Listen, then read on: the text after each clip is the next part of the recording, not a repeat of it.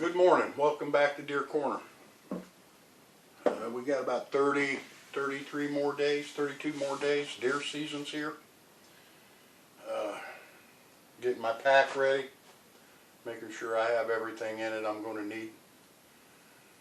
First aid kit, and pocket knife, and deer call. And that's something I want to bring up today is about deer calls. There's a lot of misconception out there using these things. I don't use mine at the beginning of the season. I use it mid-season, late season. And I'll explain to you why. But before I get going on that, there's a lot of videos out there on YouTube and that you can watch. And there's one I watched several times over and over.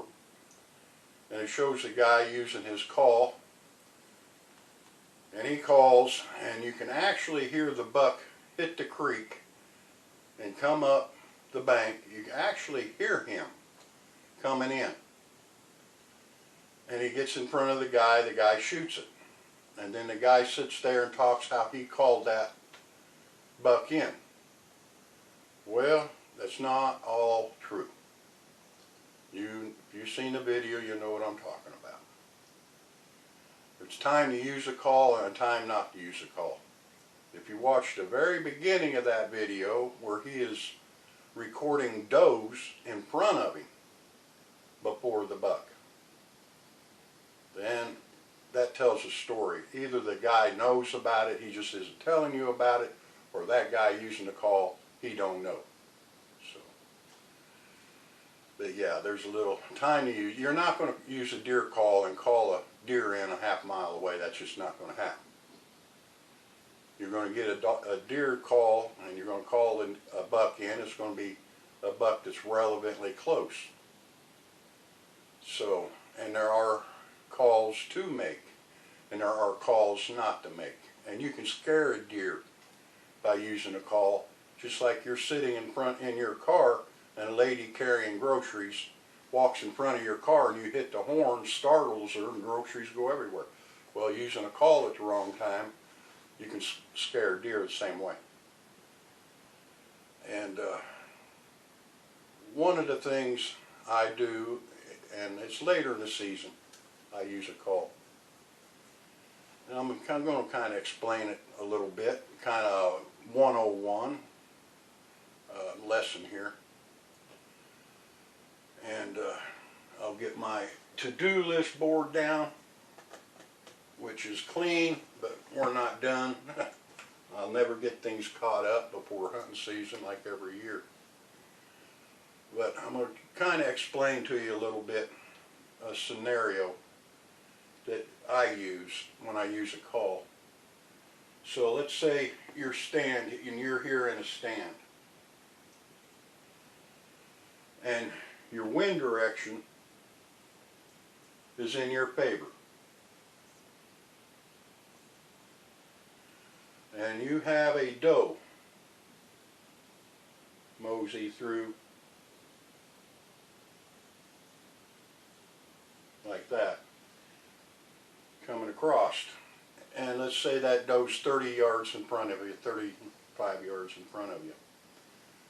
With the wind direction in your favor, and what happens is when you use the call, and I'll show you a few calls I do. With your buck, when you call him in, he will be coming between you and where you seen that doe. And that is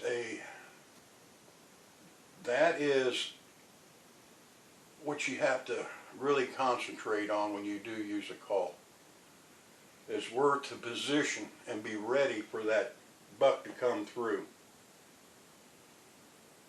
And it would be right here.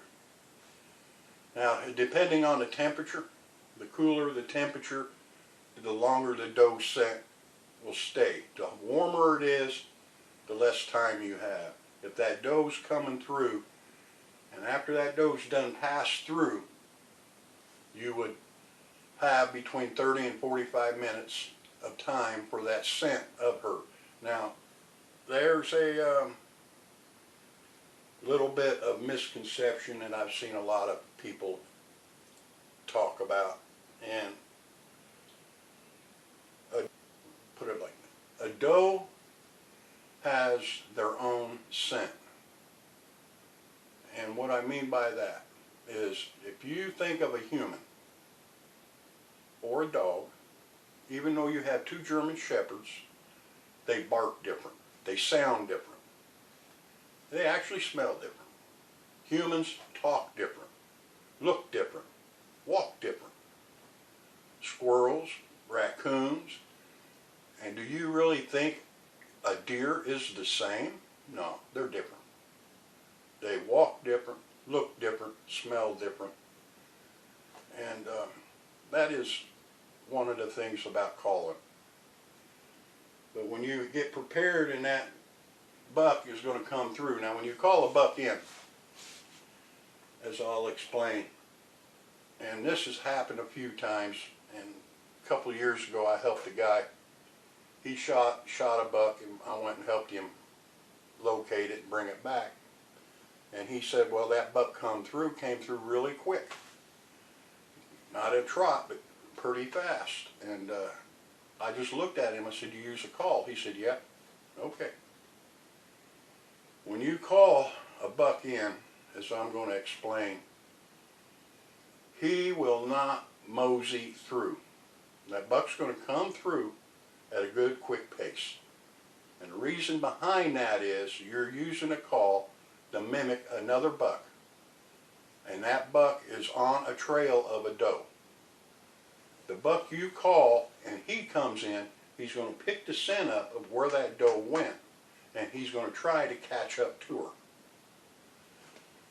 And so that buck will not just walk through, he's going to come through really quick. So you have to be ready in position where, with your firearm to be ready. You do not want to be over here with your, if he's coming across here, you're not going to sit here with your gun facing this way. You want to be ready, facing this way, because he's going to come through quick. He's not going to take his time, he's not going to stop, he's coming through to catch up to that doe. So you have to be ready. And that's one thing people are not. They'll use a call, whether you're bow hunting, they'll use a call, they'll sit there, they're not positioned, and that deer comes across. And they don't get a shot, or they just take a bad shot. So when you use a call, you have to be ready. And that's one thing. One of the other things in using a call is there's a lot of videos out there. Turn the sound off. Don't worry about the sound. Get the videos of a couple does together and watch them. Watch the behavior of those two does. Watch how they turn. Watch how they move their heads. Look how they are looking at each other, keeping track of each other as they're coming across. Pick up their body language of what they look like and get that in your head. Because what you are doing is, if you have one doe come across and that one doe has that body language, more likely there's another deer behind it. And you don't know what it is. It could be a buck, could be another doe, but you don't know. But if you watch the body language, you can tell whether or not to use a call. And that is something that isn't told out there about learning body language of a deer when using a call. One of the other things is how to call, and that's one thing you're gonna. There's basically two calls of calling in a buck. You have these calls, what they call bleat calls, fawn calls. Throw them in the trash. Throw them away. A buck doesn't want nothing to do with a fawn. If you're hunting and you want a buck, why do a bleat call? All you're doing is scaring deer. Throw them in the trash if you're hunting a buck. Early season, during doe season, and you're wanting to shoot a doe, okay, do a fawn call. Use that for a doe. But if you're wanting a buck, do not use a bleat call. Don't use a bleat call that you're going to call in a doe with a buck coming behind. That's not going to happen. You done scared the buck. And that's one thing you got to pick up. Another thing is when you're using your call. And like I said, there's two basic calls. And one call I do not use. And I'll explain why. But what I do is use a short burst. What I do is use short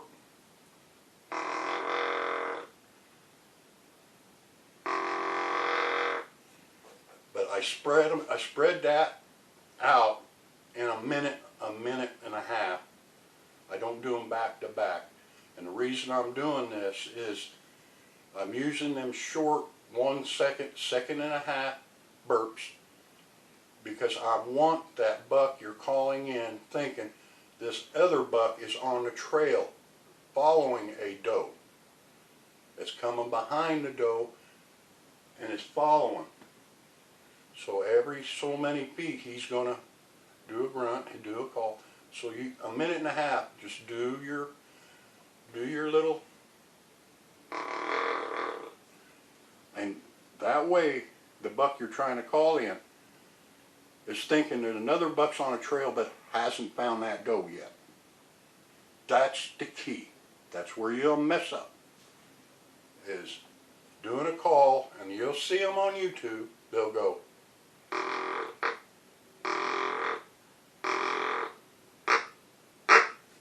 well, guess what? You just screwed up. That's 2 bleats on that call. What you just did was you got the buck. The buck got excited. And that's when he will do a got excited. So the buck you're trying to call in is going to go, well, too late. You got that one buck coming through on a trail, and he ran right up behind the doe.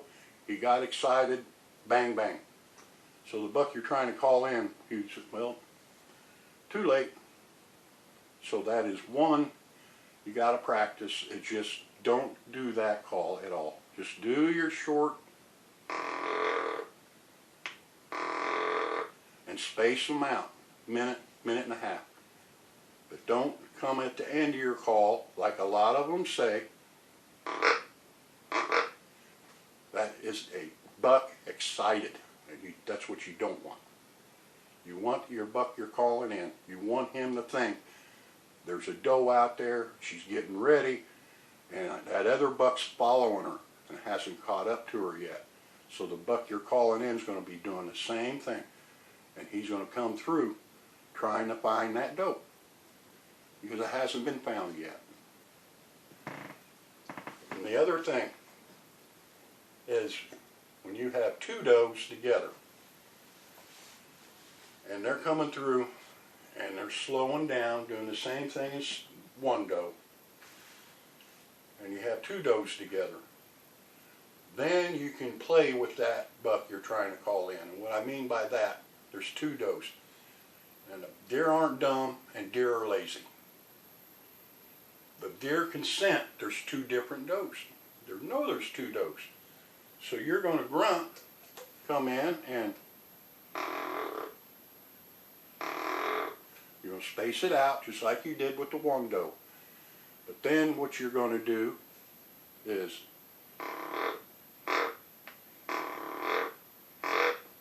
that call. And the reason you're doing that call is because that buck that you're imitating has come on one doe and already picked that doe out. But there's 2 does. So you're still going to bring that buck in on that other doe. And he's going to come in. That buck call, he's not excited. He's not excited. That's the excitement call. But all that's saying is that first buck that you're imitating has come up behind a doe. And he's with that doe. Not excited, but with the doe. You've still got another doe there, and you can call in that other buck to come on that other doe. So I'm hoping that this gives you a little bit insight how I use a deer call, when I use a deer call. I do not use a deer call if I don't see anything. We have here, I have said in an earlier video, is we have does that actually are here daily, on a daily routine. So my hunting partner and I, we can sit there in our stand, don't see a deer, but we have regular does that come through. And we can, at that point, use the deer call without the excitement. Just slow minute, because the does that come in regularly already been around. So this, you know, the buck will come in. But if you don't know your area and you don't know if you have regular does, and there's things like that, don't use a call unless you physically see a doe. So thanks for coming along, and go ahead, subscribe, don't hurt, and have a good day.